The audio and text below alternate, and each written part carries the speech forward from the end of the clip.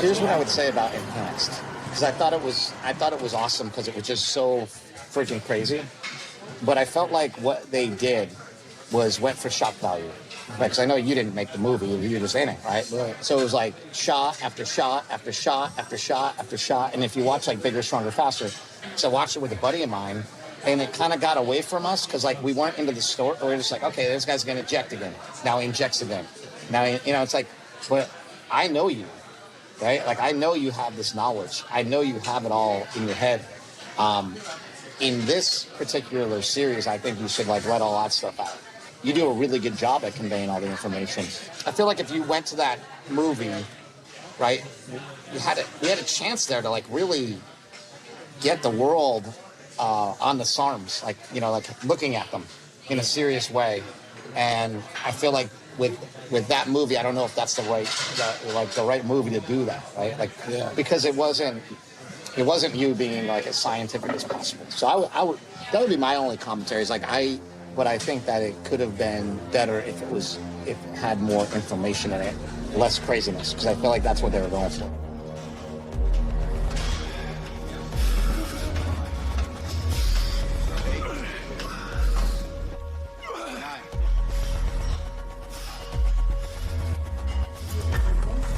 Do solemnly swear that the testimony you're about to give and the cause now pending shall be the truth, the whole truth, and nothing but the truth? Yes, I'm the one that scares the system because I can actually get an audience to listen.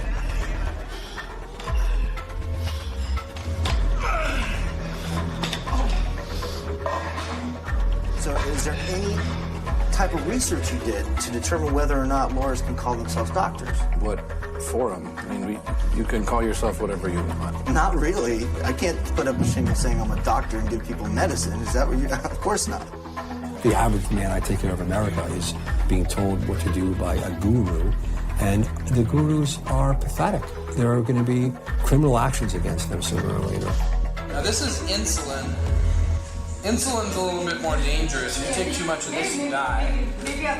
But I'm taking a really small amount. I'm taking 2 to 3 units of insulin with 5 units of growth. You can't give me 10 grams of steroids and think I'm going to be Ronnie Coleman. It's not going to happen.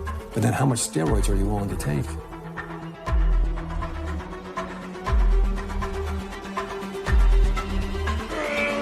This is not medical advice, legal advice, or any other type of advice.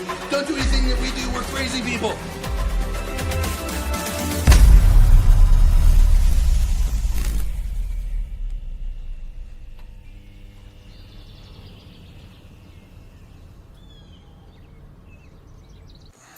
All right. Locked in? Locked in. All right, so let's start with an introduction all the time. Just give me your name and what you consider your occupation to be. Occupation.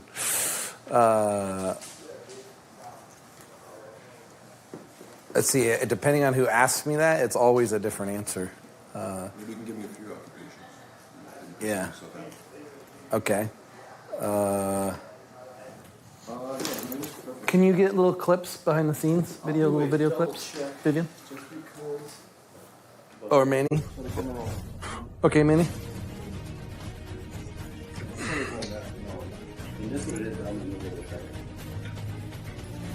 Oh, can I just see like 5 seconds of what I look like, where I am in the frame, so I know where to gesture?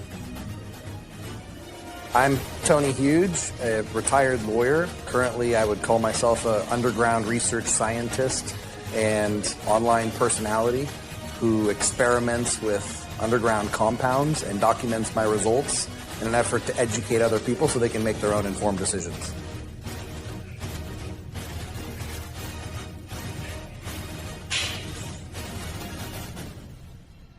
Sometimes I wonder why I'm so motivated, because it's not normal, it's extreme.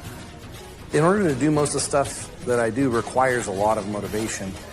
Like if I am not doing something that I think is extraordinary and a good use of my time and productive for myself and the rest of the world, then I feel a sense of shame.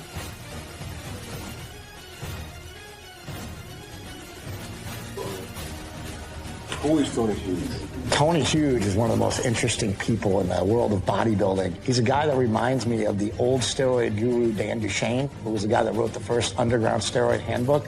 And I think Tony Huge is like the second coming of that. Somebody that's willing to go out there and experiment with all sorts of compounds that a lot of people are afraid to try. A lot of people are scared to try. But Tony will inject them in himself and his friends that are willing and figure out if stuff works or not. Give me the shot. Hey, baby mom, you want to give me the shot? Yeah. So she's gonna squirt a little bit out the top so the oil lubricates the needle. Name is Vivian Nieva, the baby mama. One, I guess. I would say one. He's a very honest person. He tells you everything that you don't want to hear. He makes me feel like I'm the only girlfriend he has. Well, that's not funny. I mean, it's funny, but it's not because I was hearing them this morning too. I'll read the messages from Trevor that I woke up to 4 a.m.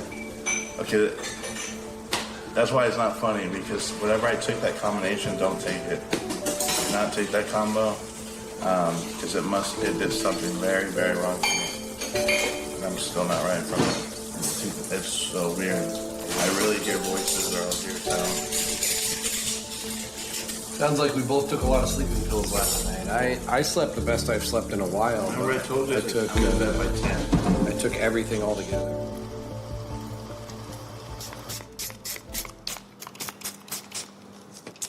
One of the compounds that we're going to be using has crystallized because it's in very high concentration. So I'm reheating it, breaking down the crystals, and redissolving the active ingredient into the solution before we inject it. I knew in order to build muscle, which I thought was the way to get girls, I had to use every tool at my disposal. And I started realizing as I started implementing more tools and more knowledge, I was getting better effects. Now, the problem back then is I was brainwashed, just like everybody else was, about mainstream health supplements. So I would go to the retail supplement store and I would buy everything on the shelf. So my experiments started with all the mainstream stuff on the market. Until I got age 30, I started experimenting with the more hardcore drugs. Keep filming, because the next part's the most important part people don't realize. And that is to equalize the pressure and then add pressure. Now it'll dissolve faster in the swirl. Before that, I was against drugs. I was very pro-natural in every way. And I tried every training protocol, every diet, and I realized I reached my natural potential when I was 21 years old. I made no progress from age 21 to age 30. I wasted 9 years of my life on a plateau.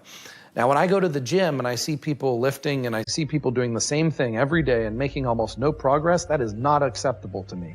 And I just want to help them and help myself. Wish I could go back in time and help myself to make more progress faster. Even though I enjoy training, I would have much rather spent less time training and dieting and more time doing other things. My results are absolutely not attainable without steroids for my body and for 99.99% of the public out there.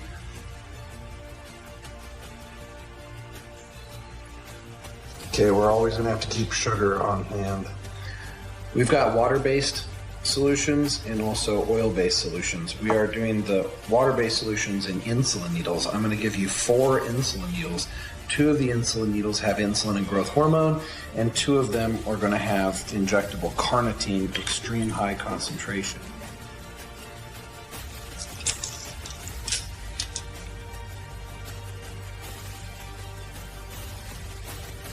I knew that there had to be something better than steroids. There had to be something that could give me steroid-like effects without the side effects. And at that time, I started experimenting with SARMs, selective androgen receptor modulators. But I also knew that it wasn't just the androgen receptor inside the muscle that builds muscle. There's many other growth pathways. So I coined the term the anabolic matrix to help describe all the different elements of muscle growth that, when used in conjunction and used together, create a synergy of muscle growth far beyond anything we've ever seen in history. So we're going to go over the anabolic matrix, and what this is showing you guys every single pathway, or at least the ones that are most important for putting on muscle, and how to combine each one. So each one of these on its own is okay, you get results, but when you combine them, you multiply them. So it's synergy. So front loading I was trying to do it all myself, all the underground research, publish all of the results, and create the movement so that people would embrace this idea of being able to evolve themselves, treat themselves, understand that the cures to all diseases already exist, they're just being hidden from them, and change the mindset of the population so that we can embrace advances in science. I'm hoping to open up other people's eyes to realize the supplement on the shelves or the drugs prescribed by their doctor are not the best drugs for them. It's the best drugs to make those companies money. If I can open up their mind to start looking into other things, then maybe we can take this veil of censorship off. Because as it is right now, when I try to publish information on a certain compound, all of a sudden the FDA comes out and says it's dangerous, and the pharmaceutical companies start doing research to try and kill that compound. And it's just a massive web of misinformation. I'm hoping if I educate more people, then I'll create more people like me to support the freedom, the knowledge, and the access to these compounds. Just so I can see the different, move around. As a physician, an expert physician, what Tony's doing is very dangerous. I think he started off, it was very cool, it was really interesting. He was leading the charge of, hey, look, guys are doing steroids. In the beginning, Tony actually really cared about health. I think he's launched off into a tangent of severe danger. Let's get something straight right here. When he says Dr. Tony Huge, he's a JD. The guy's a lawyer. He's misrepresenting himself to young children. It's unethical. Whenever you have a compound that is a very powerful cure or something very powerful that can enhance our quality of life, it's also going to have an equal and opposite potential negative interaction with our body if used incorrectly. Those who seek to control us will exploit the negativity, sensationalize the negativity, bring attention to the negativity, and try to downplay the positivity of it. When really my approach would be educate people so they know how to use it correctly, so they can use it for the benefit without the side effects. All these drugs are just tools, and if you use them correctly, then you can enhance your quality of life. And if used incorrectly, then you can hurt yourself badly.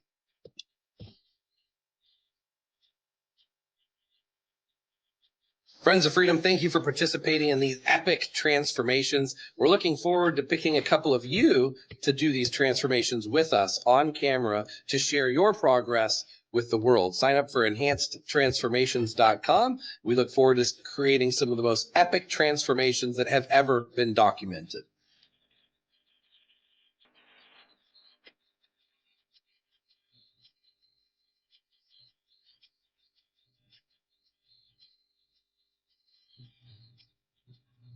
So over the last 6 months, we've been doing experiments to furthering bodybuilding chemistry. This means experimenting with compounds far beyond steroids. I'm ready to show the world what we're capable of to build massive amounts of muscle in very short periods of time.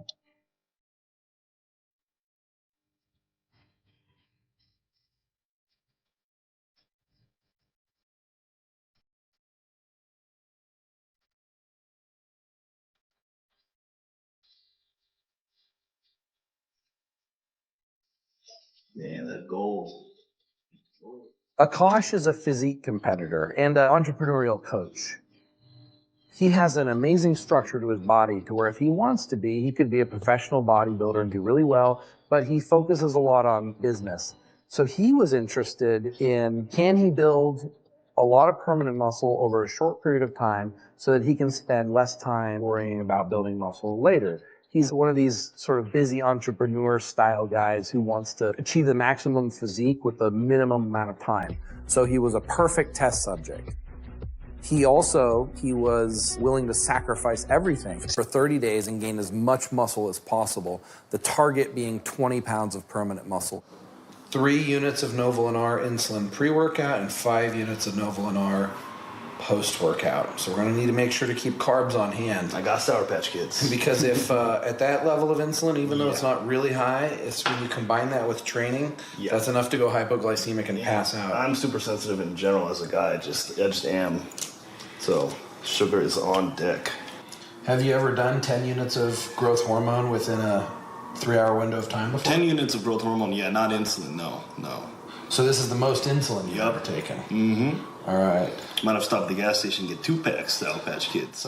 So we do have a method to our madness, a scientific method. When we discover a new compound, we first experiment with that compound all by itself at a very, very low dosage to make sure we don't have any serious adverse reaction.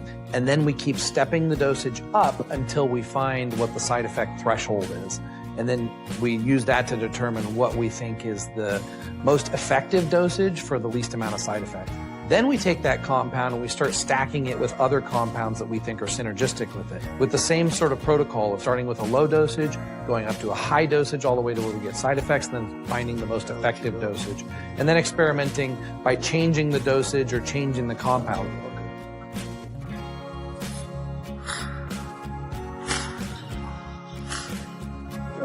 Another day. It's another day.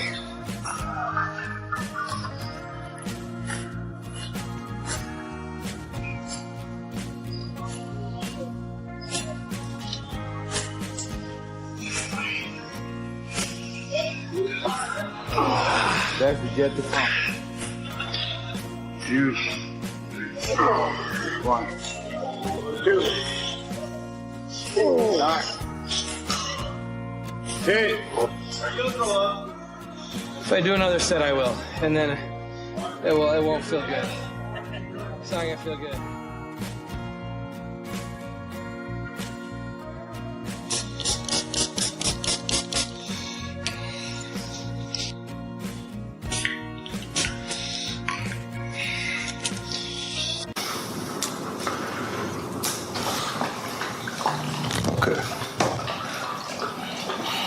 So the anabolics might change from day to day. We did trestolone, ligandrol, trenbolone on day 1. Day 2, we did testosterone, trestolone, and ligandrol. And then today we're doing primobolan, ligandrol, and trestolone. So it doesn't matter if we stick to the same anabolics every day.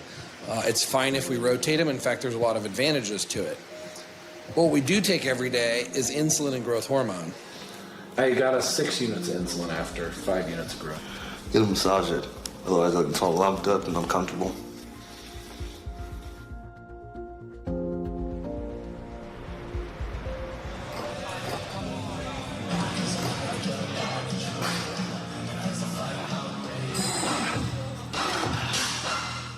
The chemicals make a huge difference in the fight for freedoms. And unfortunately, those are not the standards by which the decisions of what we're allowed to use are made. Instead, the standards is what profits those who make the decisions to control us. The way I can combat the profit motivation is by educating people and showing them that there's more things out there available so that they start asking more questions. So Big Pharma will do a lot of studies on things that they may be able to make money off in the pharmaceutical industry. Mainstream supplement industry will do studies to try and promote some supplement that they're trying to sell. But who's doing the research on the compounds that are never going to be able to be sold by a pharmaceutical company because they're not going to be able to patent it or make profit off it? Who's going to actually do the research for the benefit of the people? Who's going to actually advance human chemistry without a financial motive? Because 90% of the chemistry that's available to us that would be superior to what's currently available is suppressed from us and not being researched. You know, we definitely have a problem in this country with the FDA and the DEA and how drugs get approved and what drugs get approved. But I do feel like there should be some way that people can utilize these things experimentally and not get in trouble for them. I don't see any upside to putting somebody in jail that's just trying to improve their physique. The most challenging part about my mission is that the more successful I get or the more influence I get, the more jealousy is created, the more people try to work against me. Every step I make forward, the next step becomes even harder. Competitors or people that feel that your information could cost them money also grows. The censorship grows. So I'm getting more resistance the further along I get. It's very easy to be anti-government, to be anti-big business, anti-whatever you think is controlling some power. It's America, and in any capitalist society on this earth, they're going to produce an agent, of course, to do two things. Hopefully to heal people, and there's going to be some profit. There's nothing wrong with that. This guy's not making profit? Have you looked into his finances, how he makes money? He sells this garbage.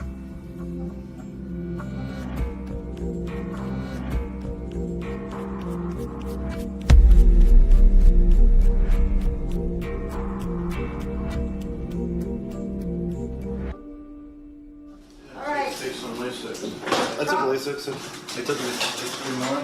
3? Yeah, take I'm already cramping. Then take 4. What? We'll do 4 Lasix now. I'm already cramping like crazy. So how do you feel, Akash? Oh, yeah, I'm pretty fucked up. You fucked up? Yeah. Oh, boy. You should have taken that Did you last throw one. up? No, I'm not like sick like that. I just feel all heavy and Having a hard time yeah. Hard time breathing. There you go. Left hand or right? Left. So 3. So it's going to go like that. We're going to test your blood pressure and see if that's the problem so we can isolate it. And you got to hold it up to your heart. Just relax your arm, but hold it right there. 135 over 88, heart rate's 93. So his heart's working very hard. His heart's not used to having this much mass to pump blood through, so. He's dehydrated, that's why I took too many Lasix too quick. So dehydrated, drinking so a he's lot got to of water, rehydrate right. with water. Does he also have You're to? drinking distilled water, nothing's storing. Those 6 to 8 hour half-life. I was hitting the, Every I was pill hitting is the an gallon. 8 hour half-life, man. You took 3 Lasix when I told you don't. In order to fix the water retention, Akash ended up taking diuretics. And diuretics take a little bit of time to work, and you have to replenish your water, and you have to replenish your electrolytes. But what he did is he took a Lasix, and then he said, oh, it's not working good enough, so he took another Lasix. He said, not working good enough, so he took a diazide. Not working good enough, so he took another diazide. And then he ends up dehydrated, depleted, and he lost all of his minerals out of his body. So now he's just ill. He can't even function mentally. Okay, so I'm drinking more so then? Yeah, you took too many fucking Lasix. I told you not to take another Lasix. I told you to wait. I called Anthony, he's like taking all the fucking Lasix. No, I said take a diazide. He's trying to drink water, but the water's just going through him because he doesn't have any minerals to hold the water in his body. And the way that we pulled him out of it was Coach Trevor gave him water with electrolytes, with sugar, which helps actually rehydrate the body. Runners know this really well. You can't just drink water. Your body can't hold it. You'll still get dehydrated. You've got to replenish the minerals that you're losing. And the same thing applies to bodybuilding, especially on bodybuilders on diuretics. May 31st, Friday. So we're out here at Dr. Tony Huge Labs. I'm fasted. I only have black coffee. So we're gonna get the blood work done right now. And let's go see how healthy I am. Even though I just put on like, what, 22 pounds now? This was not a fat loss transformation. This is a build as much muscle as fast as possible transformation. But if you eat dirty food, it doesn't turn into fat. Instead, it just makes you sick. All those toxins build up, all these chemicals, and you just feel ill, you feel sick. So he was really sick. He had a lot of water retention. He was bloated. He could barely breathe. And that was just on day 10. And we're supposed to go 30 days. We learned from that a couple things. Number one, if we're going to blast these compounds, we need to do it in a shorter period of time and give the body a quick break. And we noticed through these transformations that you can build more muscle in a very, very short period of time if you blast things than if you take a lower dose over a longer period of time, which is the exact opposite of what we've always been taught or always done with steroid cycles. Most steroid cycles are 8 to 16 weeks, and the progress is very fast in the beginning, and it kind of plateaus. What happens is the body is starting to resist. The body does not want to put on muscle. Putting more muscle on is a liability to the body.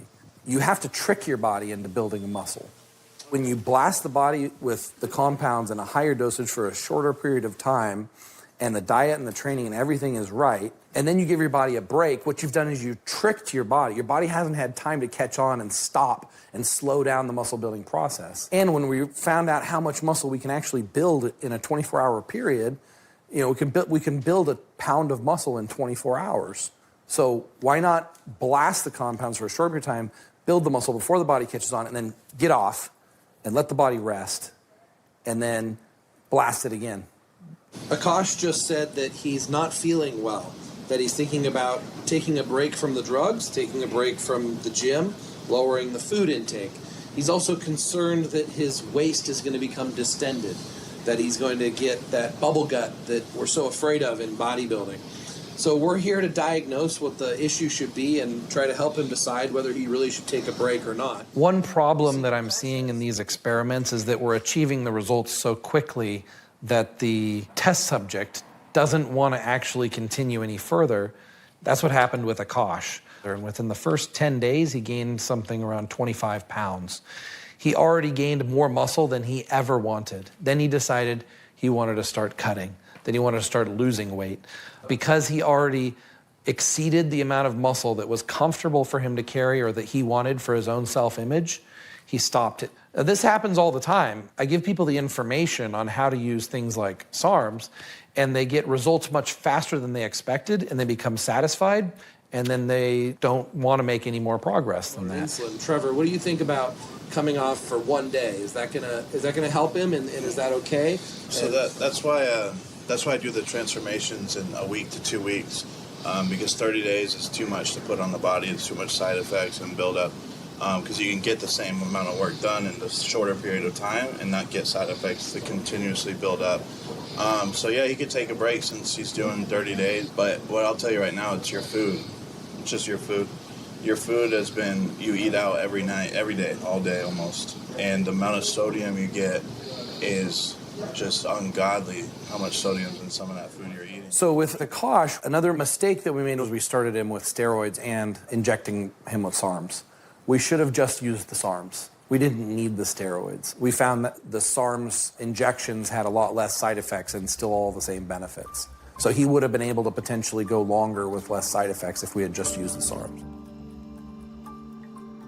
You take someone like Akash, it's not that he doesn't want to make more overall progress, he just doesn't want to put on any more muscle. There's still a lot of things he can improve on his physique as he gets ready to compete for his pro card. But I would like, and I'm sure I will, find someone who's ready, willing, and able to put on a massive amount of muscle, where the sky is the limit. Someone who has bigorexia, basically.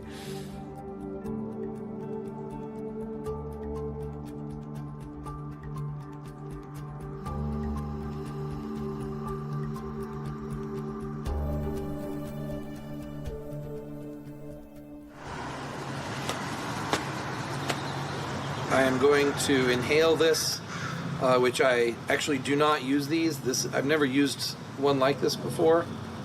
But for the experiment, I'm willing to try it.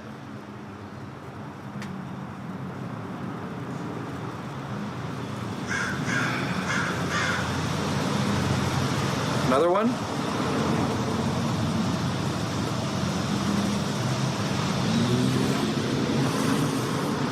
No coughing. Trying not to cough. Is that enough? One more.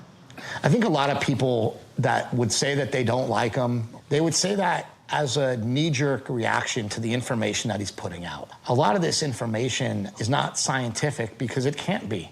So he's sort of locked in a position where nobody else is going to put out the information. He's the only one that's going to do it, right?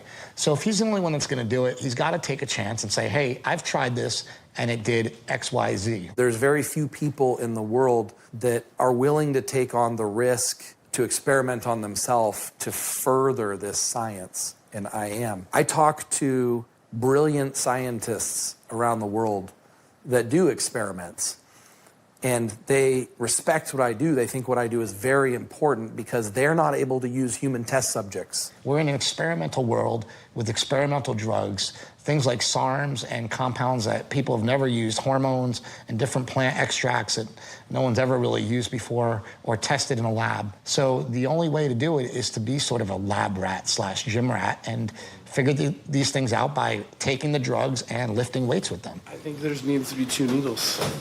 Ready. No, just do yours, I'll do mine later. 1 cc is fine. It's okay, just don't think. Don't think about it, worry about it. Just relax. I just want to sit. Like standing here it's just really tiring. My personal experience with edibles in the morning, I'm still drowsy. It's still active in my system. And I would like to be able to use edibles for sleep, but not lose 3 productive hours in the morning. So if I'm able to take a quick shot in the morning to get me focused and energized and get 3 more productive hours in the day, then this would save me a lot of time and improve my quality of life. Okay, so what Tony's trying to say is... Wait, one more thing. This, I made really sure that I felt it, the cannabis as much as possible. So we know, we can tell. I'm really dizzy and heavy. Trust me, we know. And then we did a little memory test on me, and it went really bad.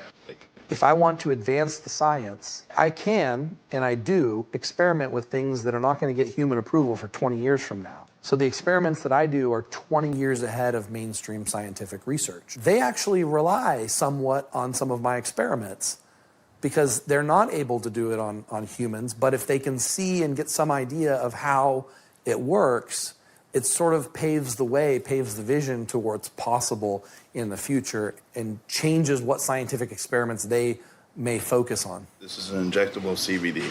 So the entire purpose of this experiment is to see if, so say something happened to Tony. He's more stoned than a biblical whore right now. If his mother called, you know, your dad's in the hospital, someone got shot, you have to pick your daughter up, but he is unable to function, he can't drive, he can't even do a video.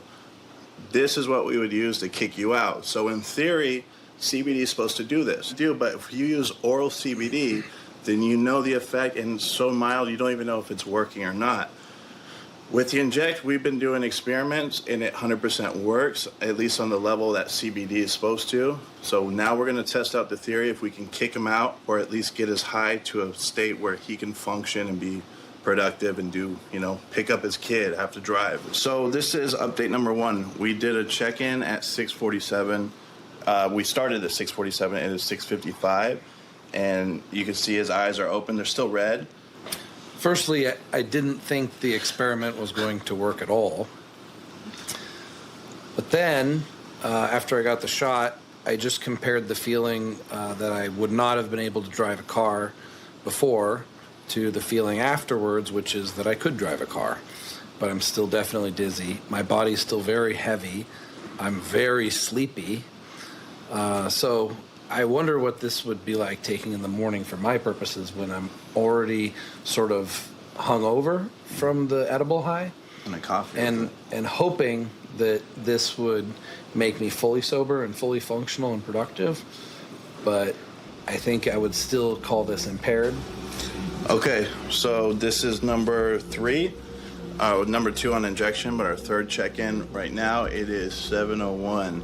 We're going to do a second cc or second ml of the CBD, 100 milligram.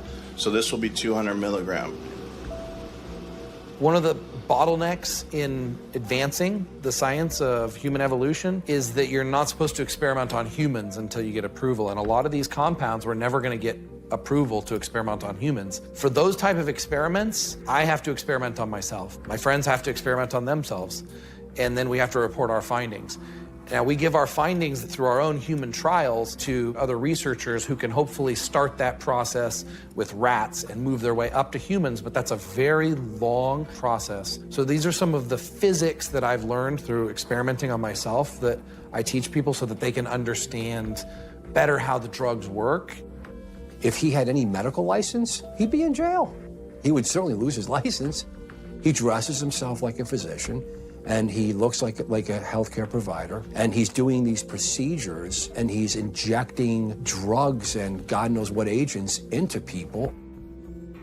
Tony's the biggest witch doctor, bullshit artist of the world. What are these compounds, Tony? Evidence-based journals, he's beyond that. I understand that there's a limitation to what traditional physicians in medicine understands about this, but you want to be a cowboy? You want to kill people?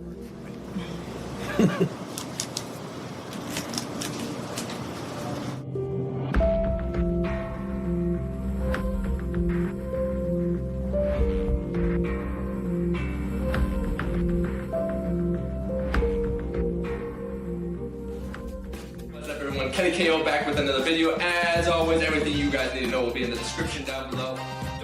Kenny Boulay, also known as Kenny KO, is a YouTube fitness influencer. He reports a lot about who are fake natties in the industry, what bodybuilders really are doing versus what's being represented to the public. Sort of a voice of truth and also news.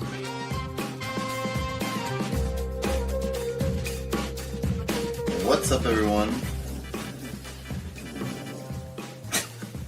It's Russo. Hope everyone's doing Ryan Russo's another fitness influencer. He has a YouTube channel where he also experiments with a lot of these compounds. And he's got a little bit different demographic because he's a young kid and he's in college. He was natural, and then he started with SARMs, and then he went on to steroids, and then he went on to this experiment. Because we definitely know we need a lot Kenny more KO and Ryan Russo came for the same goal, which is to put on as much muscle in 1 week as possible. We were not worried about gaining fat. We just wanted to put as much lean mass as we could. What are we here to do? Buy food. We're starving. We're fasting right now, and we're supposed to buy a bunch of food and not eat it until later. We're gonna go through and pick all the food for the week because baby mama's gonna be cooking all our food, which takes a lot of work off of us, which is great. And it's gonna be a lot because we're gonna be eating like 6,000 calories a day each or something. We'll figure out exactly how much later. But we're gonna eat as often and as much as we can. So we wanna find foods that we like to eat, but that are also very healthy. And Coach Trevor's gonna guide us on what he thinks that we should eat that'll work really well with the drugs. So we have ground beef, we have bison. Do we need to buy organic or can we buy normal? No. I mean, look. Just look. You see how it's kind of gray? And then the red that comes in this is from the blood. And this pink goo, that stuff that they add to the meat, that's not good. That's all the crap that you don't want. This is extremely high fat. Okay, you're not eating it fresh out of the baggie. This, when you cook it, half the fat's gone already. That's a lot of work. Do you guys like chicken breast or ground turkey or chicken thighs? Either or, really, at this point. Whatever. I agree with him in every pick so far. It's going to be clean. It's going to be hard to wash down. Hopefully we pick some good sauces and spices because it's pretty easy to eat like 4,000 calories clean, but once you push over 4,000, you're force feeding yourself. So it's going to be intense to eat this much food in a week. Hoping we stop in like the cereal aisle, maybe get some candy or something. Is it wild? We just walked by the baker, which is pretty tough.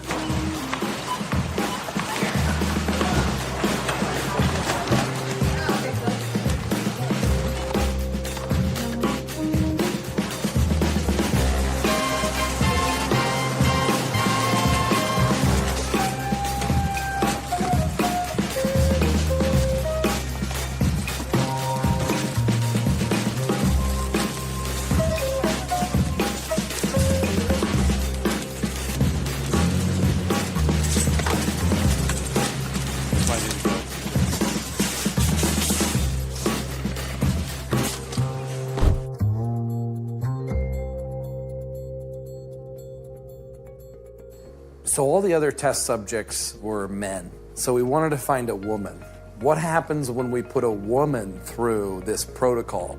The reason why I accepted Molly is because, number one, she looks young and she's got this flat, thin body. If I put a pound of muscle on her, I'll be able to see it. Also, our goal was to build her butt as big as possible. So not only were we injecting her with things that go systemic, we were also directly injecting her ass with things to build her ass. So it was a full body transformation, build as much muscle as possible, but also specifically build the glutes as big as possible. All right, guys, we're gonna go over the next transformation. This is gonna be the first series on a female transformation. And we're gonna go over the list, as you can see here, the list of everything she would be taking. You can see here, there is a, it looks a lot, but it's really not. So we have SARM. With Molly, I didn't know what to expect. With men's transformations, I could kind of predict some of the results. With a female, I had no idea how her body was gonna react. Now, Coach Trevor, he's worked with a lot of female athletes, so he knew a little bit more of what to expect, but I needed to see it for myself. This was a learning experience for me. And that's it. So again, it looks like a lot. People are probably gonna say a lot about it. They would if they see that. But when you actually see it being done, you're like, oh, that's not a lot. The hardest part is just putting in the work and the eating and just pushing through it, because you'll want to stop. Let's just put it that way.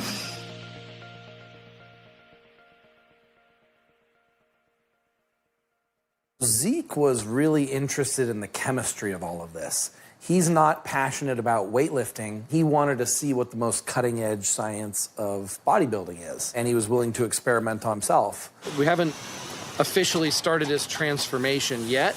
We're going to start that within the next couple days, but we're here today to train, to teach him the mind-muscle connection, because Trevor thinks it's really important to start ingraining into his subconscious how to activate his muscles to be able to train correctly through this transformation. It's connecting with that muscle that you're squeezing, so that you're getting that mind-muscle connection. Yep. But just like a fly, you know, when you do a fly, you come up right here and you just squeeze. He was working out, but I would still consider him an amateur, beginner weightlifter. The kind of guy that goes to the gym and does the machine and just kind of goes through the motions, but isn't really pushing.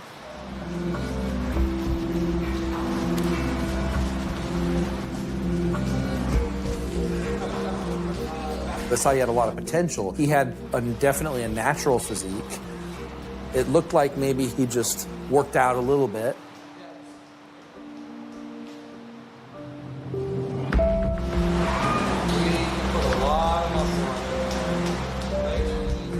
So we're saying, let's pick someone who's completely natural, who's never taken a steroid or a SARM or anything anabolic before, and that was Zeke.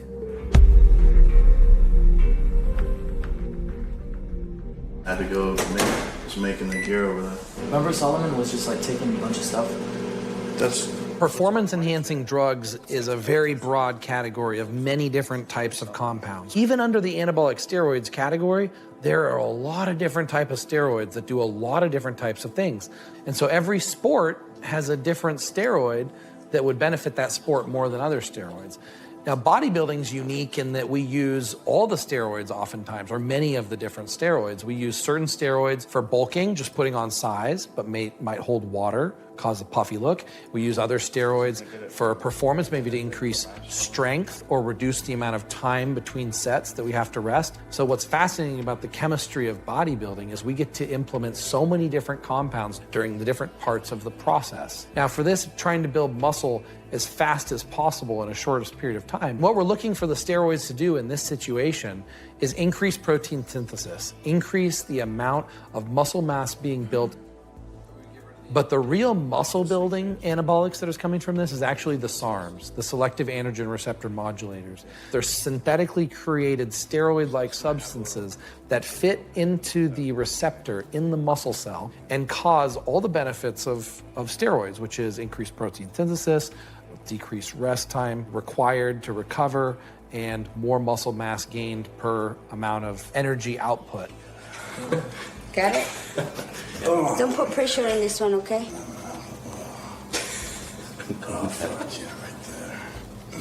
She goes straight in, it's smooth, she's bracing it, any body movement won't affect it. Do you feel it? Don't laugh. She I pulls feel it, out, but I want to laugh. I didn't hit that much vein. Good job. Yeah, my first injection ever, popping the cherry. We're gonna give you a walk. Good enough, I'm content with that. So then we clean the area, you just pop the needle in, goes in super easy. He knows a little bit more than people give him credit for. I think he's a little bit ahead of the game. 3-4 years after him trying SARMs, I had still never even tried them. I come to him for him. I come to him with a ton of questions about everything. I haven't seen anything with Tony that's been near fatal or could possibly be deadly, so I'm not really too worried about him dying. I actually think he's pretty safe with it all, of how he doses himself. And I don't know, I think he might have his head on straight when it comes to dosing and things like that, and not using too much of stuff. Let me be the guy that gives you DNP on camera. Isn't this the stuff that kills people? It kills a lot of things. Like fat cells and cancer? Look, I didn't say anything. Okay, I don't know. I'm guessing. DMP is actually a scientific explosive. In World War I, it was used for munitions. I mean, this is a strong, toxic human poison. It massively speeds up energy metabolism. So you just tear off energy. You just shred fat literally by the day. I've experienced patients that have been in the ICU on DMP and that have been 106, 107, 108 degrees Fahrenheit. You don't live much when you're over 107 for too long. That's the way how anything works. Anything that's really powerful can also kill you. It can be used for good or it can be used incorrectly. Some people have used it incorrectly. Now, I started educating people on the drug, DNP. From the trend that I can see, yes, maybe the usage of it increased tenfold, but the amount of death that results from it decreased because the education was there.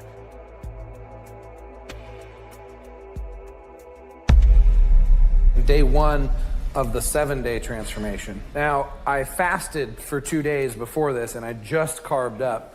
So I expect I will not have built a lot of muscle, but it's not gonna really show for another couple days until I'm fully carved up.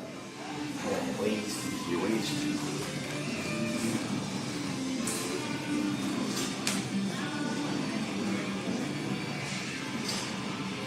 35 and a half.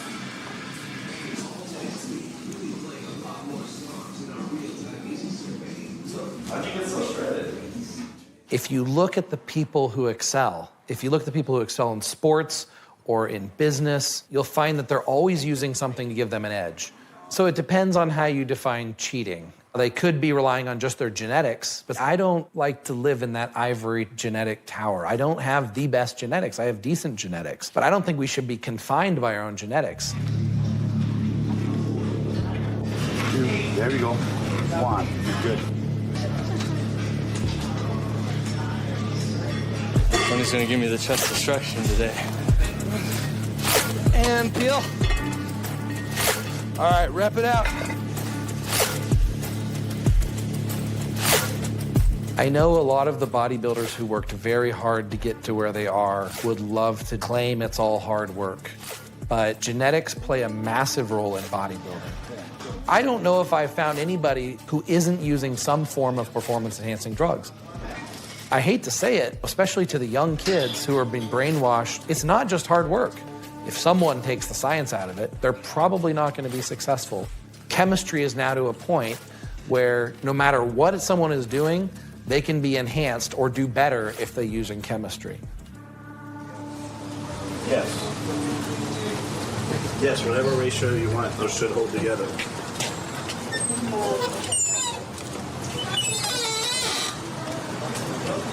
That would be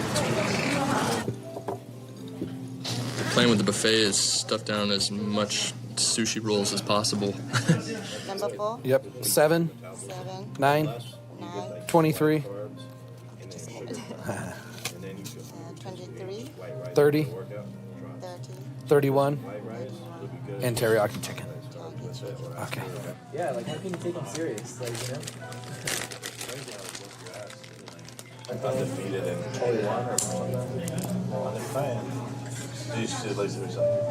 Was I don't remember is it anything negative or? No. In the past, I would do maybe one day where I combined every element of the anabolic matrix. And the reason I would is because if I wanted to go to a sushi buffet and just eat massive amounts of food, one of my favorite things to do is eat as much as I can until I can't hardly walk.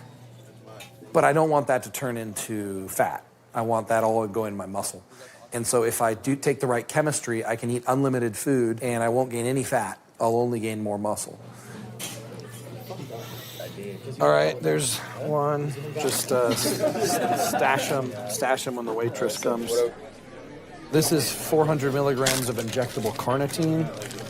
And then we're gonna hit some insulin and some growth hormone also. I'm gonna hide it underneath that right there for now.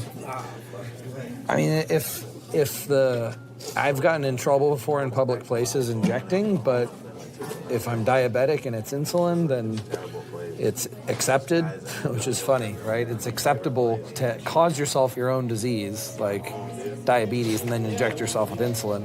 But it's not okay to do it if you're trying to enhance yourself and make yourself superhuman. So I'm trying to break that taboo.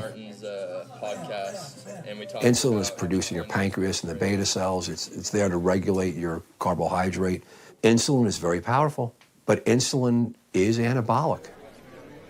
When you take insulin, you can eat tons of food. These guys can eat 10,000 calories a day. And nowadays, it's modulating downward. What's that big gut, the GH gut? It's not just a GH gut. That's really an insulin gut. It still seems to be quite a secret, and I think the reason is because people are still scared of it. Even the bodybuilders that use it are afraid that if they tell other people to use it, that other people are going to get injured. If they take too much steroids, it doesn't matter, but you take too much insulin, you die.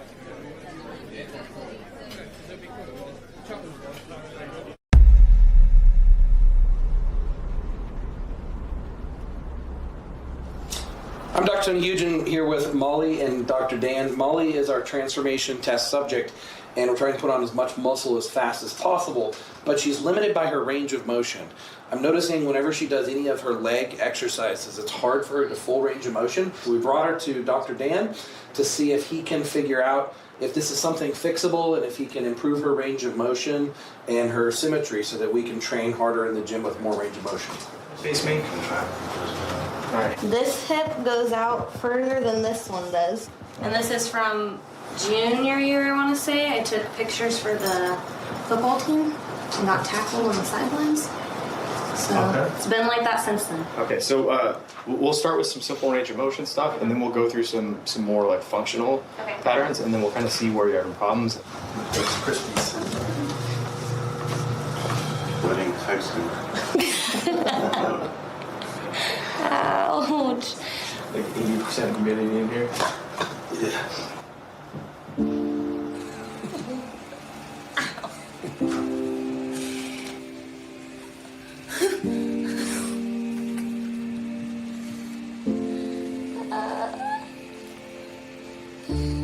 Dr. Dan gave us some great tips how we can modify the workouts to make them more effective specifically for Molly based on his assessment. And that is to add in more unilateral training. Unilateral training is when we train one leg or one arm at the time. Instead of, leg press both legs, we do one leg and then we do the other leg. The reason why is because he says that her hips are not very stable and the muscles around it are tightening up too much to try to overcompensate for that. So in order to build the stability of the hips and the flexibility, we're going to start doing more unilateral training. Thank you for the tip, Dan.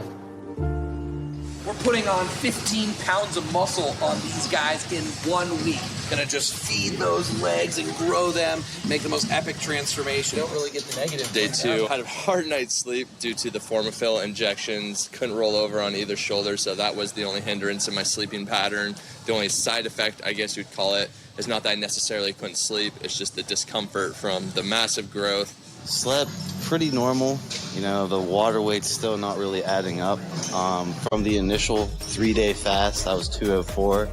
Woke up around 214, so almost a 10-pound gain. Most of that being water.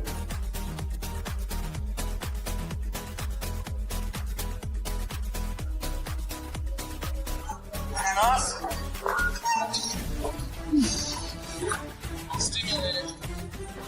Just throwing every muscle back. Quad, hamstring, we're gonna go heavy on this. So if I want to work my glutes, obviously I cut my grips in at the top.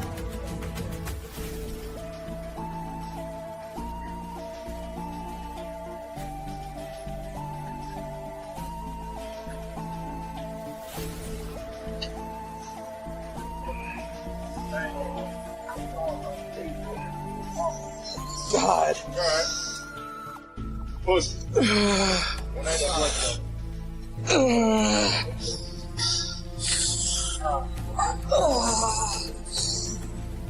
It's day 2, and now she's done a number of insulin shots. We've assessed her tolerance to insulin. We're going to up those. Molly had a few side effects. One, I don't know if you would call it a side effect or a benefit. Her libido increased a lot. She was really horny all the time, she said. And so she has a boyfriend, so that was handled. But it was to the point where it was distracting for her too, like she's thinking about sex all the time. And that's from the SARMs. We also have 5 milligrams of foliponic, and there was one other thing in here, let me think. Right. Insulin. Yeah, that's the YK. And there's one other thing. Insulin's already in there. I mean, it's a huge man versus a woman. Women will lose hair. They get male pattern balding. They can get puffy. They can get acne. Their voice changes. And then she's going to lose her breasts because that fat tissue is going to be atrophied. And then she's going to get a lot of muscle growth. And she's going to have clitoral enlargement. And it's all dose dependent. It's drug dependent. And it's woman dependent.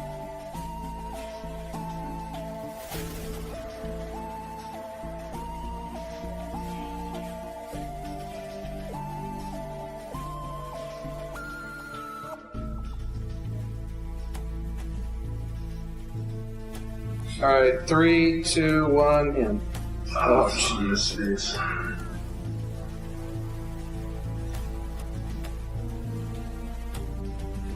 Done.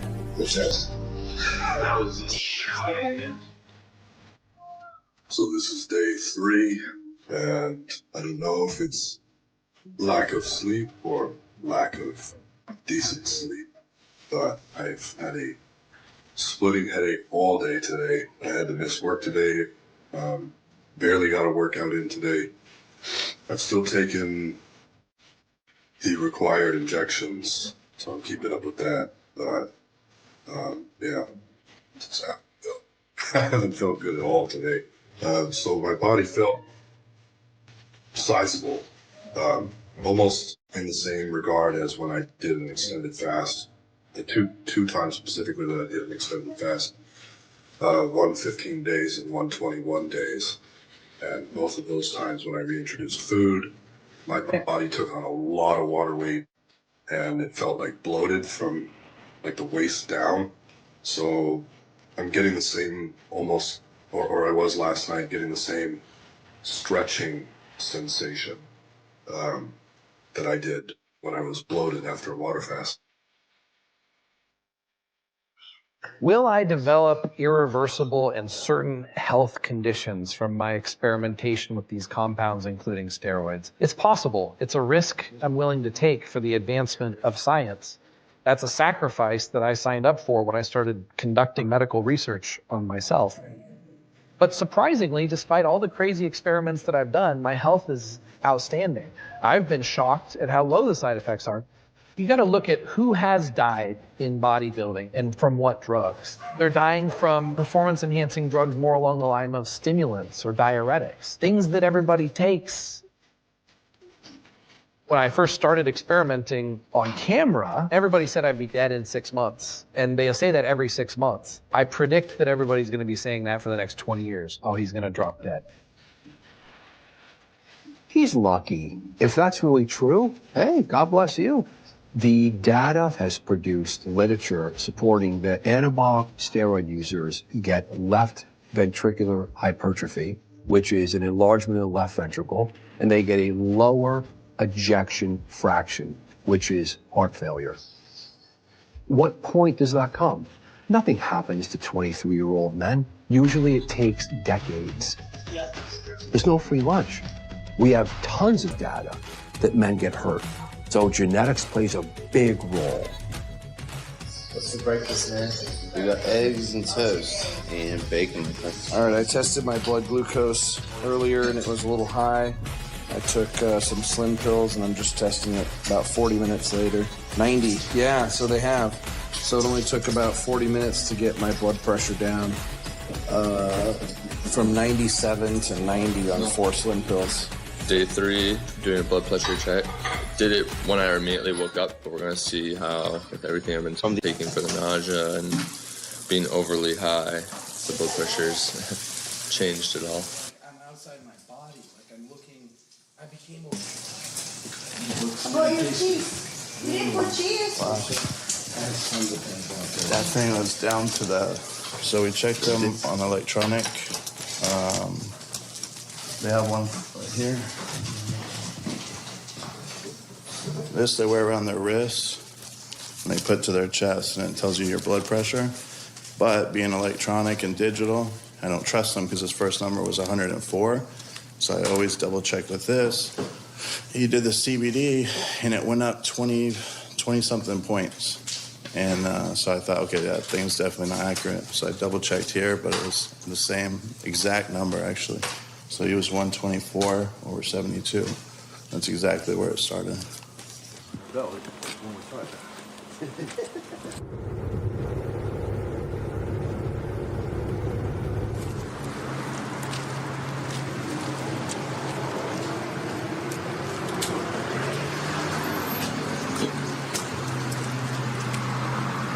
Home, and corner number 3 is a home. What happens is you start having some movement without any progress being made. And so you're just going like this. Is this looking perfect? You're just literally spinning around. You're chasing your own tail. The deepest motivation and value would be freedom. I want to have the freedom to live the lifestyle I want and use the chemicals that I want and feel the way I want. And I feel like the current culture in America is continuing to restrict our freedom. So I figure that if I continue experimenting on myself and discovering new compounds, and then I share that knowledge with other people and they find something in it that benefits them, then they will also embrace freedom. I've seen cultures that are extremely restrictive and I've seen cultures that are extremely free, and the difference is huge. For me, coming from the outside and seeing this group of people is happy and free and this group of people is miserable, they don't realize the difference in quality of life between a culture that's free and a culture that's not. I thought you didn't do anything difficult. No, Nothing too usually hard. just shortcuts. Wow. Yeah, usually just the chemistry making up for the hard work. I kind of think you're lying, though. See, he doesn't believe me because he didn't see it. Did anybody videotape it? Have No, any no. proof? I don't think you're lying about doing a hard set. I think you lie when you say that you don't work hard. Oh. I've heard a lot of people say that Tony Hughes is awesome and puts out great information, and they really love what he does. And I've heard other people that think he's nuts. If you sit down and talk with him one-on-one, you'll get a lot different of a message. And none of it's really dangerous because he'll tell you what he thinks you need to do for you. What's always dangerous is general recommendations for everyone. So I think once we put it in a context, not really many of the things he says are that dangerous. We just have to look at it logically. It's not one size fits all, and I think if we put the things that he says into context, it's just a lot different. So we're only on day 3 and she's already showing some signs of stretch marks because her muscles, especially her glutes, are growing so fast. So we're looking for the stretch marks. Yeah, see the lines developing here, here, here, here, because the glute is growing so large. Let me see the other side. Yeah, these are all little stretch marks developing. Little ones through the entire glutes because the muscles are growing so fast.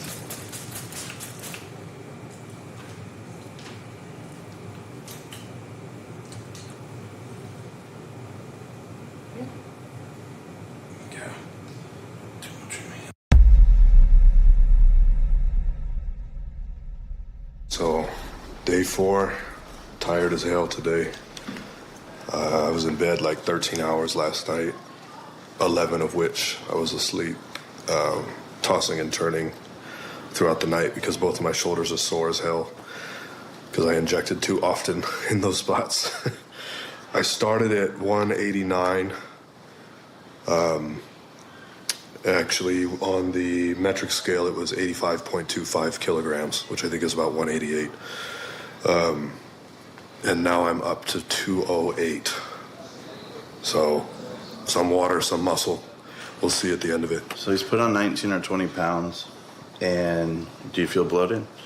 A little bit. So what we're going to do, we'll give him this, and then we're going to go by how he feels, but we're going to change the LGD to our Magnalone to the SARM balloon, which is the injectable S23, which when we've seen the progress on those, typically you dry out very fast.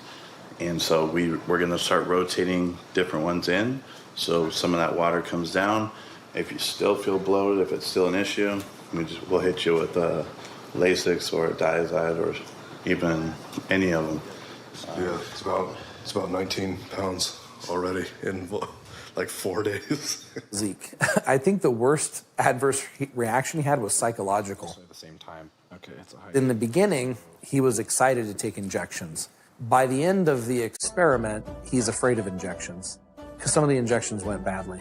Myself are right next to me. Certain of the experimental compounds that we had him use, some of them hurt, some of them burn.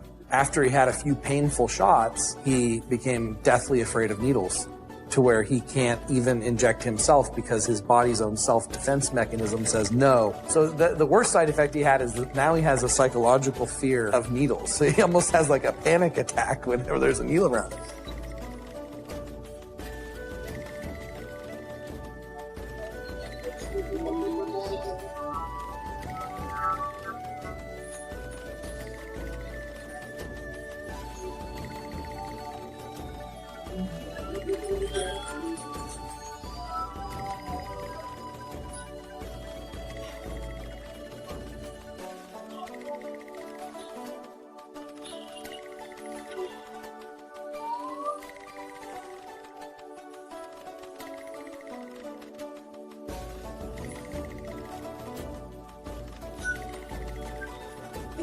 AZUKR. Sweetie, the card key, the card key is on the counter.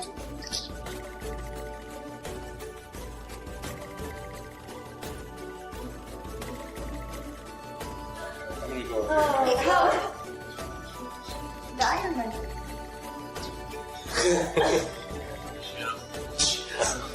You guys over? Yeah. Friends, how much I can hurt. Wow. I grew up thinking America was the most amazing country in the world, and America is not what I thought it was. Now, I still want America to be the most amazing country in the world. That's one of the reasons I spend time here. It's one of the reasons I do content and speak to Americans, is to try to open their mind.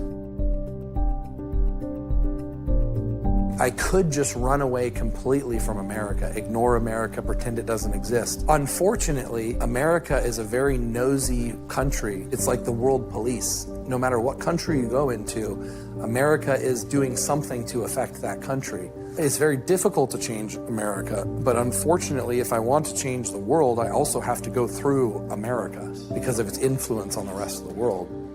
And I want to prevent the current American culture from penetrating the rest of the world, which is to restrict freedom.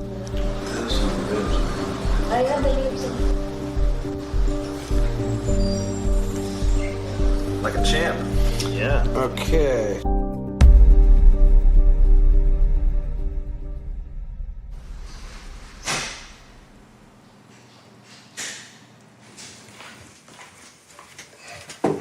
Russell, it's time for your shot.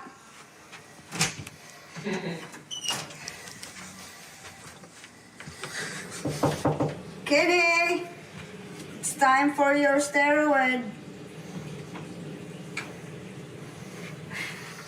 This is so narcissistic to me. Give me a guy who just wants to bench big weight and just be a really strong guy and just feel good and have great sex.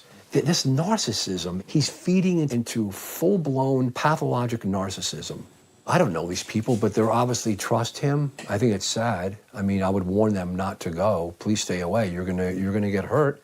You're taking a risk. We're going to use the injectable CBD because I woke up really hungover. I'm flabbergasted, actually. I just can't believe he's doing these experiments in America. Tony, you're not going to convince me. Human evolution, you're a bullshit guy. You're the biggest bullshit guy in the world. Good idea. Traditional medicine has no tolerance. I'm telling you why Tony and other people is so huge in the world, because traditional medicine is not dealing with it. I was just about to start my second workout of the day, and I was gonna do chest, but this shoulder, like right here, is so swollen and sore from just screwing up an injection that it's like I can't possibly do chest tonight, so I'm gonna have to do legs again, I guess. But yeah, just going into doing these injections, just make sure you got that down. 228 pounds. That's with a full stomach pre-workout with my clothes on. 228. I'll take those on. 231.4. All right, next up. 252.8. Allow your air passages to breathe normal. Right, there you go. 2, 3, 4, 5. Definitely tired. We even slept a lot last night. I think it's the IGF-1 levels going up. Definitely been overtraining the last couple days, which is the goal of what we're doing, but it puts our bodies so depleted that we just want to sleep. We've all started to get a lot of water retention, especially me, like in my ankles and my feet with the edema.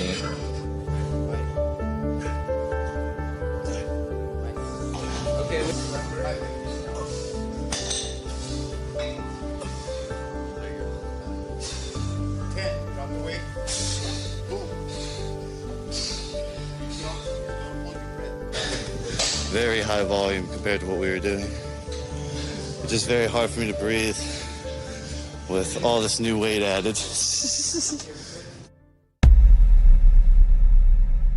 All right, and then going into the vial. Okay, so we're filling 2 vials and then a measuring cup. What do you need, Trip? Why are you nervous? I'm your assistant. It's I'm not assistant. well, I don't like the blood coming out. I like putting things in my body, but the blood coming out's a whole other story. Oh, that was good though. You ready? Okay, relax. Oh wow. Okay. Good. Yep. No. Just relax and do it. Okay.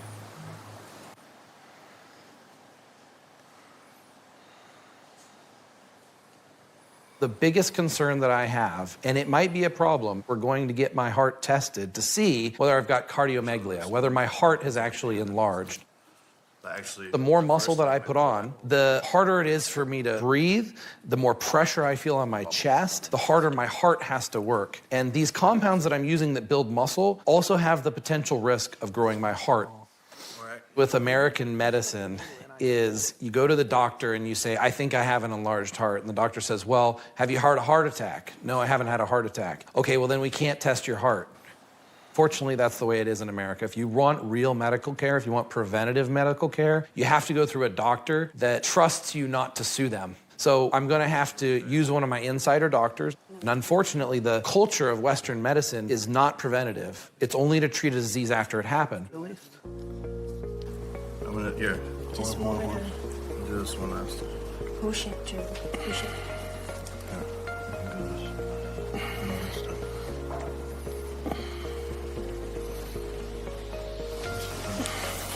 Pull it up. You know what's weird? It is in. Can you see it? We're gonna drain it with blood. Yeah. Okay. Dude, these gloves. They're like platypus feet. You see it? It's getting stuck. I haven't heard that in a while. Okay, we am cold, so the veins were small, and Trevor's hands are a little shaky, so we need a big vein. So there's less places we can miss or go through the vein. So we found a big vein, and we used the tourniquet, and now the vein's popping, so it's a big target. So we should be able to nail it this time. Vivian, come over just in case we need to. Pull the blood out of me. Getting slow. Whoop, pull the blood out. It's okay if there's air. Just keep pulling. It's not really want to push it over there, too. You're pulling back. Just whatever you do, don't push in. Okay. Just I'm pull, not pushing even if. in. Get it out.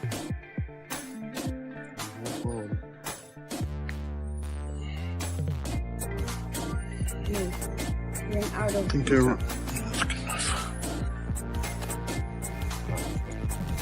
All right. So we got enough? We're gonna draw some in there. Let's see. A little bit. Let it out.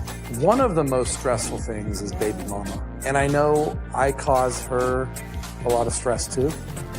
But, you know, when you're with someone and they just really know how to get under your skin, they can say just one word that can really get to you.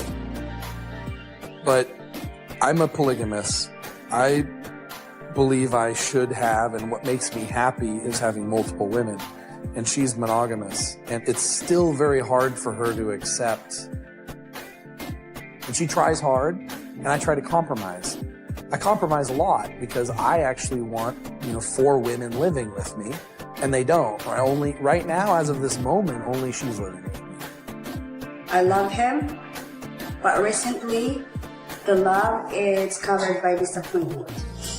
I don't know if I call it polygamous. Tony and I is not married. So to me, it's like all of us is his girlfriend. The way I interpret polygamy is like you have to be married. But none of us is not married to him. Most of the polygamous relationships I'm having right now were developed before Dr. Tony Huge ever came onto the scene. And back then, I wouldn't tell a girl on day one that, hey, I've got all these other girlfriends. I would let them know I was dating, but I wouldn't let them know the level of connection I had to other girls because I didn't want to scare them off. I would ease them into it after I gave them the full experience of me. So after we made love, after I took them on a trip, to let them know what's possible in a relationship with me. So I would show the woman that I could fully satisfy all of their needs, and then I would be more honest with them about what else I'm doing behind the scenes.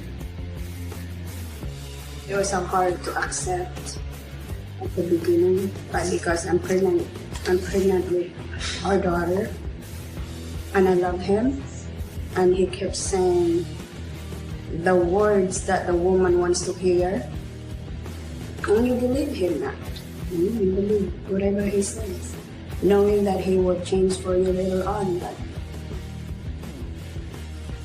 what really changed when I became Dr. Tony Huge and my life became even more public is I started attracting more women that were okay with polygamy from the beginning, that even wanted polygamy. And that's what I prefer.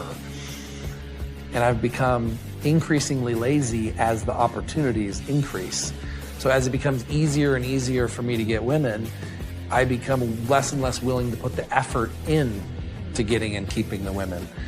So now it's to the point where I just really prefer to have one main girlfriend that experiences everything with me.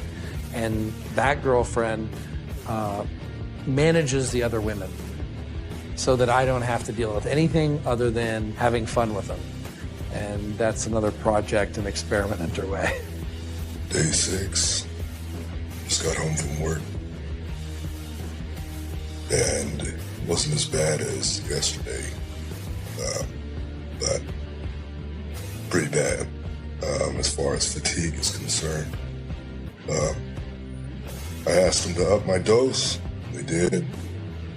Didn't realize that maybe that's the reason why there's so much fatigue. My word of advice, if anybody's going to be doing a blast like this, just take 2 weeks off of work. Don't put yourself through this. It's just too tiring. You need 8 to 12 hours of sleep every night, and with a normal work schedule, it's just not possible.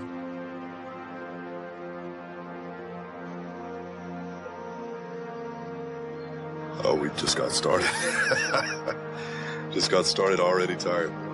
So tired and hot. I'm home.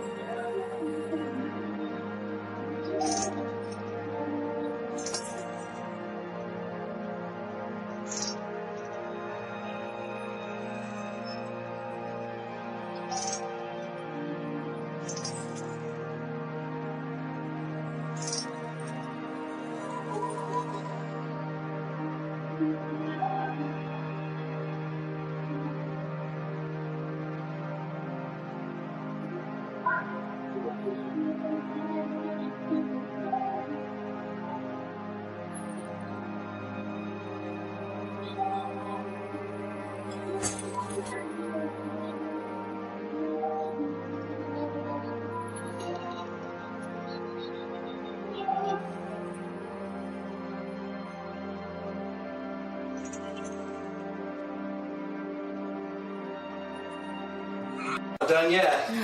Almost. Started pushing myself more, and so I got a little shaky, lightheaded and nauseous.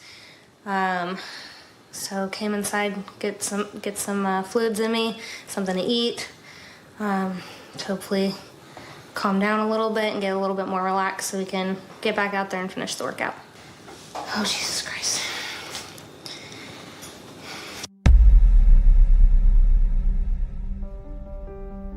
This is, I guess, day 7, but today was kind of a break day. Much needed. So much inflammation, just fatigue, could barely keep up.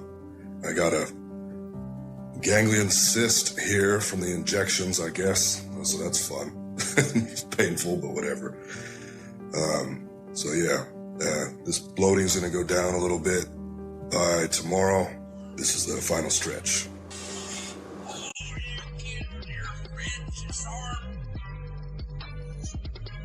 And that food in after sleep.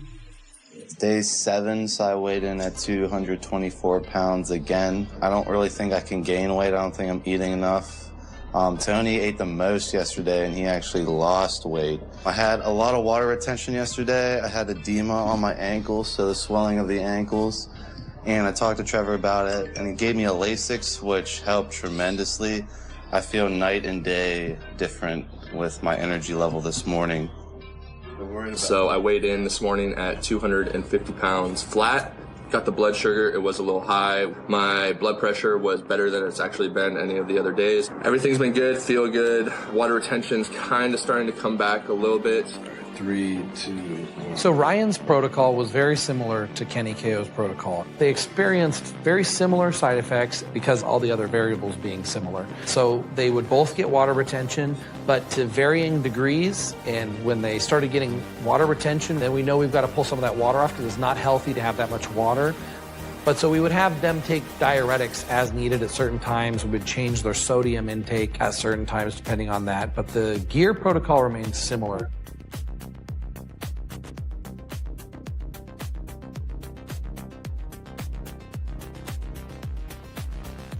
Today, we have a very special podcast. Got my boy Tony Huge in the house. You are the Enhanced Athlete CEO, so let's hear it from you. So Generation Iron produced the first enhanced movie, and it went really good, much better than they expected, because in the past, their movies all centered around a famous fitness celebrity.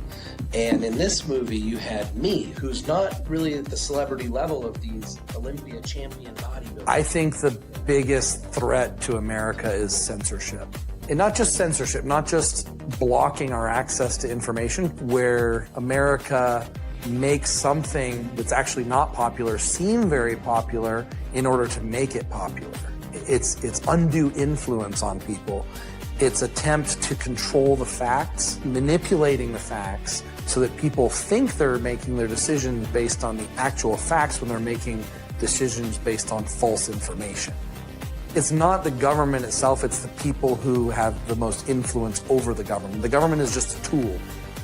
Generally speaking, I think the American government is the most dangerous entity and the most powerful tool in the world. So the bigger the government gets, I think the bigger risk we have. When the government is actively trying to restrict our freedom and control us, then I think we need to minimize the government. If the government were here to protect our freedom, I wouldn't mind the government getting larger. Unfortunately, I think the future of the world is going to be that these superpowers and the governments become so large, there is nowhere to escape to. And they will make all the decisions for us. And I try to fall asleep, but the AC broke up here, as you can tell. It's very hot. But yeah, that wasn't a good sleep.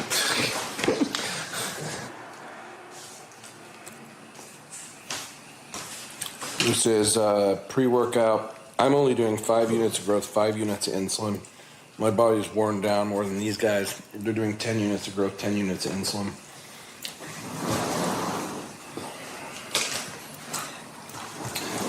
Now we put these in the syringe pile. Oh, those? So it's become hard for the audience to find what is the authentic and real-time information that's coming from me or the other athletes that I work with. Because it's like a moving target. I keep getting censored, and then I've got to pop up a profile or a channel somewhere else. But unfortunately, when you spread content over multiple channels, it's not able to grow. But I'm still there. I'm still findable on all of it. I just have to be very careful what I publish. I'm definitely being watched very closely, and I get censored still very frequently. So anything I post that anybody could even remotely interpret as positive reinforcement for steroids or encouraging people to use steroids gets censored. I have to choose my words very carefully. I have to hope that the audience is smart enough that when I say something, they're reading between the lines to understand the truth, because I'm doing my absolute best to get the information out. I'm limited by the censorship, though.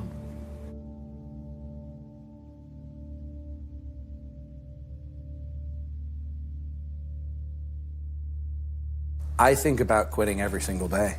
By the end of every single day, I am so exhausted. I always ask myself, why am I doing this? Why am I putting myself out there? I'm putting my neck out there to be cut. For my own selfish reasons, I shouldn't do any of this. But then what happens is I wake up in the morning. Oftentimes what'll happen is I'll read a message from a fan, and it'll be about how I impacted someone else or how much they appreciate the information, or offering me information because they watched some of my content and they had something to add, so I can learn from them and I get the motivation back again. So every day is a roller coaster.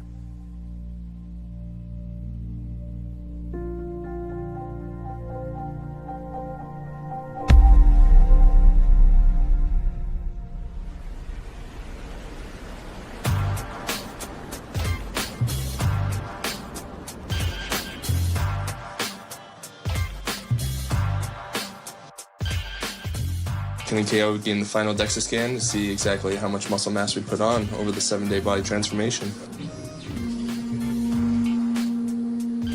In 1 week, Kenny gained 16.9 pounds of lean mass and lost 0.9 pounds of fat, almost 1 pound of fat. That goes to show that he could have eaten more food. But most of all, he would have gained more muscle and lost more fat if he would have trained harder. The thing about Kenny is I did not realize how famous he was amongst young fitness enthusiasts. And when we would go to the gym, he would get swarmed by fans. He had probably 10 fans on average that come up to him. If you spend 4 minutes with each fan, there goes the whole workout time. So he spent more time in the gym talking to fans than he did training. If he wants to get serious about training, he's going to have to find a way to isolate an hour of time where he can train without distraction. Kenny's transformation was a success. I just think it could have been a lot more of a success if he ate more food and trained harder.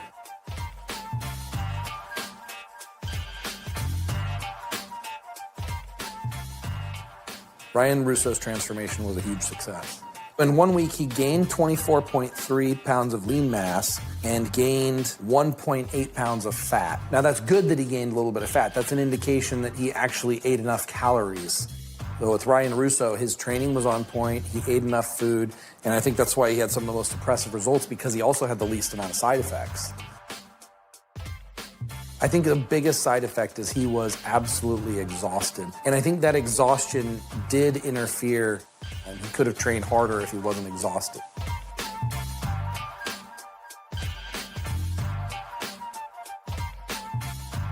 The interesting thing about Molly is she had no mind-muscle connection. Even though she's worked out in the past, she did not know how to connect to the muscle. We actually had to train her how to train during this process. This is like a girl that had no idea how to work out properly, and so we're teaching her how to work out while we're doing this transformation.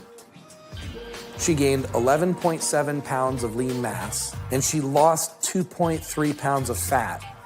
To lose 2.3 pounds of fat already being thin is pretty remarkable while gaining muscle, unheard of.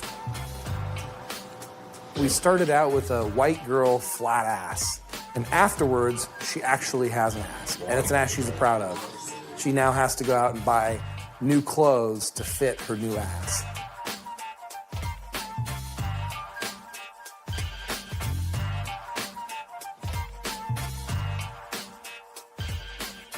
Zeke's results were shockingly successful. He gained 36 pounds of lean mass and he lost 3.2 pounds of fat.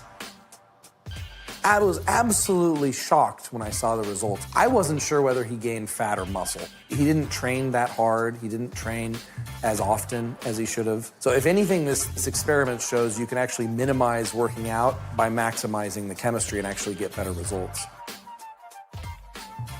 Part of me was hoping that Zeke's experiment would fail. And if the experiment was successful, then it would prove that the chemistry was more important than the training, which discourages me from wanting to train. I didn't want the chemistry to be so successful that training became almost obsolete.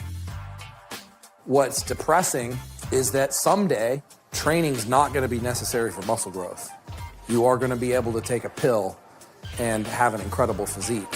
And when that happens, it's going to be a really sad day.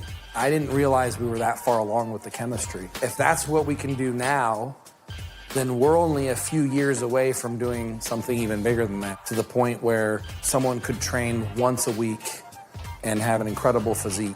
Now we're launching off to the absolute ludicrous. The people that I know, the guys that I know, take steroids because they love to train. They want to train harder. They want to get stronger. They want to bench more. They take steroids because they want to love them. They want to use those steroids. What are you talking about? Taking steroids and not going to the gym, sitting on your couch. This is just all part of the craziness. Sorry, Vlad, I'm not a scientist on this. This is a fucking clown. This guy's just a complete buffoon.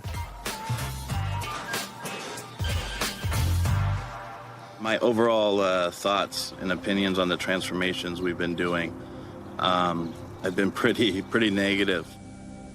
What seems to be the bottleneck is that we have thousands of people begging to do this. But what ends up happening is we haven't had a single person go through with it and give their all. We had Ryan Russo, who's probably our best candidate, but still, you look at boot camp, people in boot camp are up at 5 in the morning at 0 hour, and they're not in bed till about 9, 10 o'clock, and they're regimented and they follow it and they can do it themselves. Everyone just sees the drugs. The part where everyone lacks sleep is, probably a lot of people's, but the biggest is they can't eat enough. That's for damn sure, because everyone leans out and they lose too much fat if you're looking at it. But it's the training. When you go to the gym and you want a result, you're supposed to do anything you can do to get to that result. You're putting all these drugs in your system for what? That is not there. The training is not there anymore. No one trains hard. You look at Branch Warren and these guys, say what you want about their form. Have you seen anyone train like that? Why do you think they're professional? His genetics aren't fucking good. His genetics are terrible, but he makes use of them and he trains hard, and guess what? He got there. That's been our bottleneck from day one. Like Ronnie says, everybody wants to be a bodybuilder, but now it's nobody just wants to train.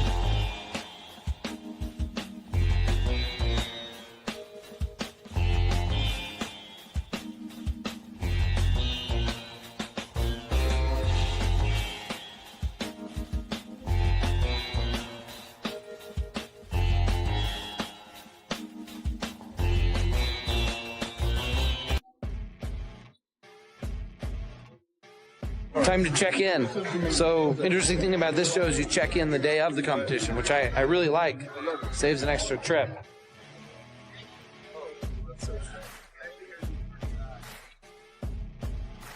So I originally decided to do the July 4th Muscle Beach competition because National Geographic contacted me and they wanted to do a steroid documentary and feature some certain scenes in it. And it was after I finished the transformation. So I thought, why not see what this new muscle that I built looks like on stage, how fast I can trim this down.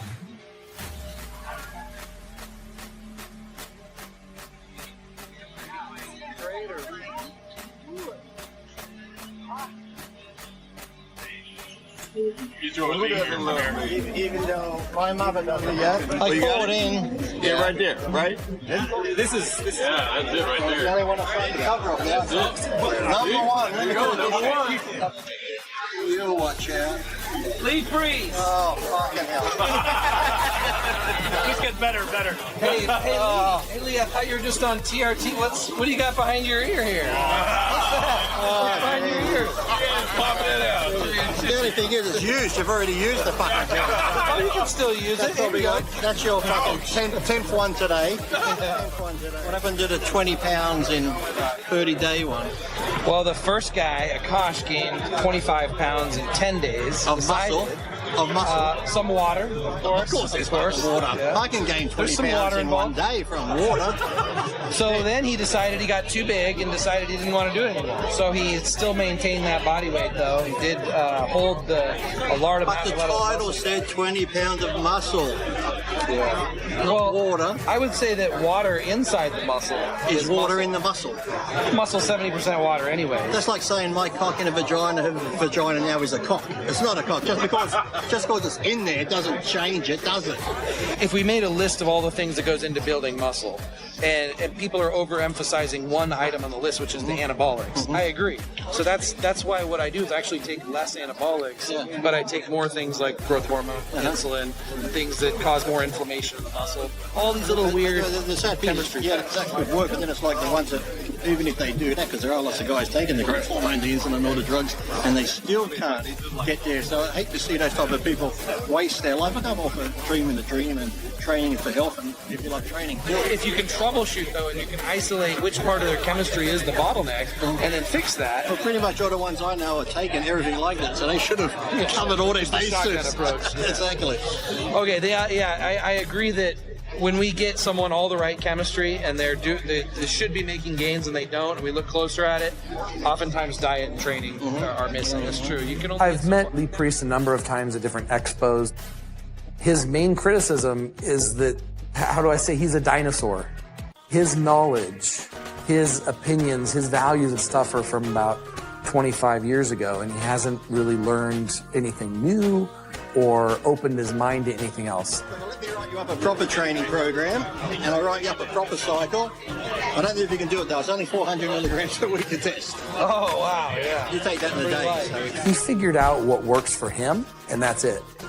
He has amazing genetics, and he's against all these experimental compounds because the basics work just fine. I agree the basics work fine. If you look at the bodybuilders from 25 years ago, they look great. The difference is they worked their ass off. People don't work that hard anymore. I don't want to work that hard.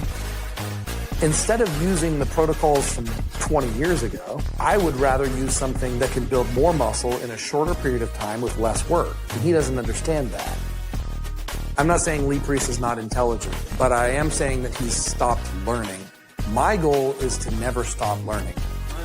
Sadly, young kids just want to pump as much shit into themselves as they can. They don't give a fuck about the science. They just want to get big. So if they see someone saying, this is what I take, this is how I get big, and that's all they want to do. They don't care about science and this and shit. They don't care if they die. Half of them, it's like, well, if you take that much, you're going to die. Well, at least I'll fucking die big. It's like, it's a dumb attitude to have. So.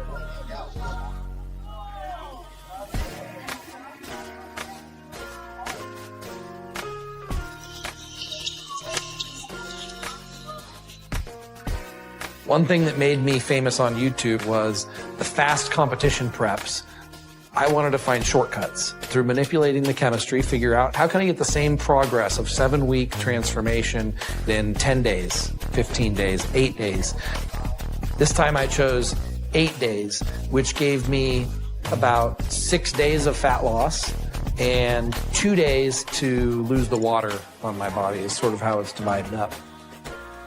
The body can make changes incredibly quickly so long as you're tricking the body over a short period of time. As soon as the body catches on and tries to bring you back to homeostasis, then you lost. You can no longer do extreme things with your body. I think a Snickers bar is pretty safe. Everywhere has that, right? Just get whatever. Snicker bar is favorite choice.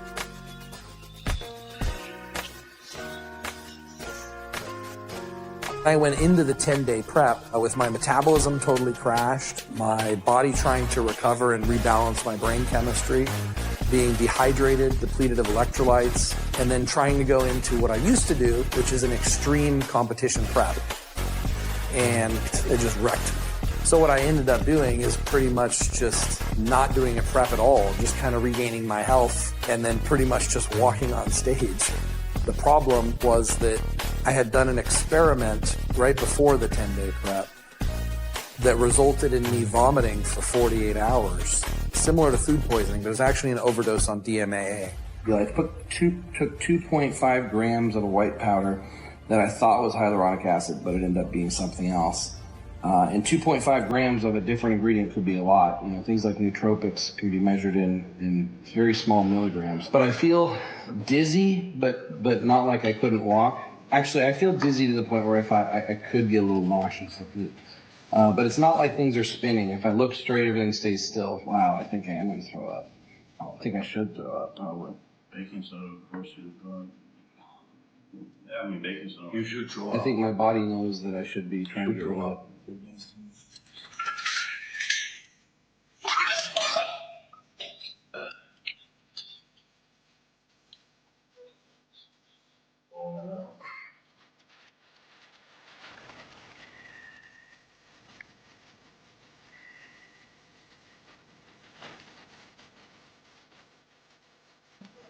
But remember, guys, I'm on insulin. So make me drink sugar if I do throw up too much food. 10 units Novo and R. 30 minutes ago. There's no free lunch. Every action is an equal and opposite reaction.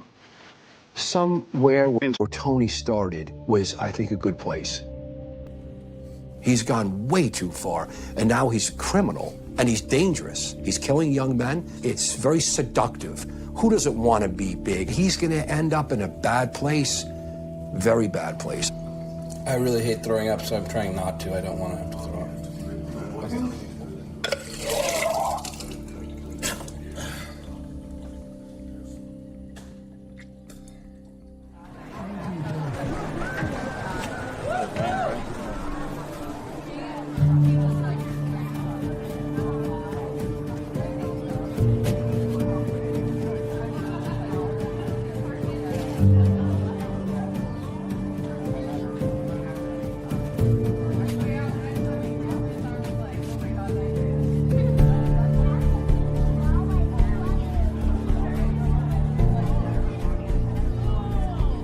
It all comes down to that 24 hours before the stage. The water intake, the glucose intake, the sugar carbohydrates intake.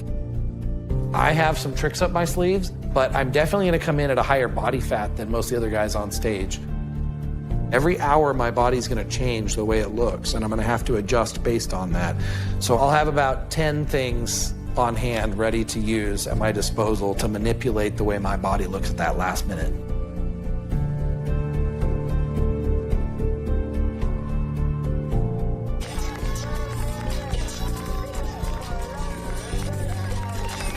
Third place goes to competitor number 38, Diego Courier. Second place, Tony Huge. I got second place in heavyweight bodybuilding, and first place competitor was amazing. Far better conditioning than me. He was prepared, he was shredded, he had no body fat. I probably had more body fat than anyone else on stage, but my posing is decent. But I did pretty good. I felt clutch again, like I do well under pressure, and I enjoy the challenge.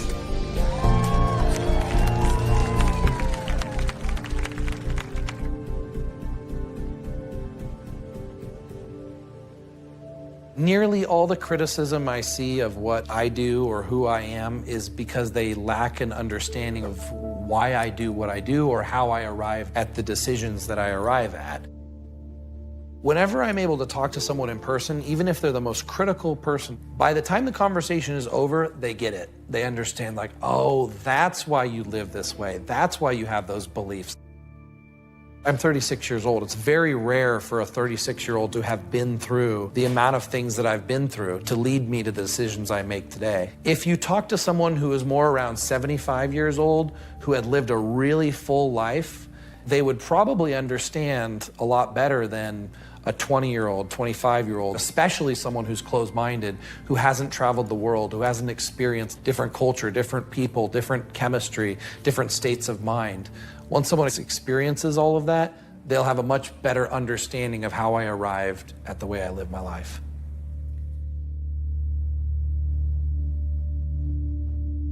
I figure that if I continue experimenting on myself and discovering new compounds or even life philosophies or different ways of living, and then I share that knowledge with other people and they find something in it that benefits them, then they will also embrace freedom, which means I've got more people supporting freedom and against restricting our freedom, which makes the world a better place for me, my children, and the future, and everybody around me.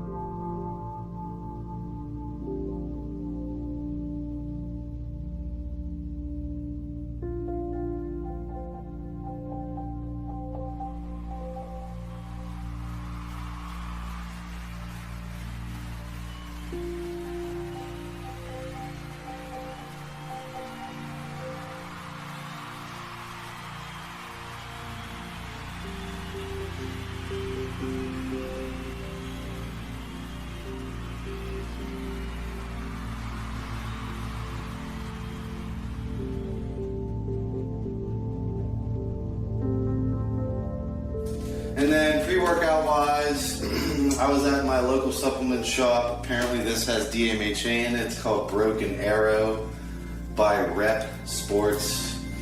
To the owner of Rep Sports, what is this garbage label? What is this? And it doesn't taste that good.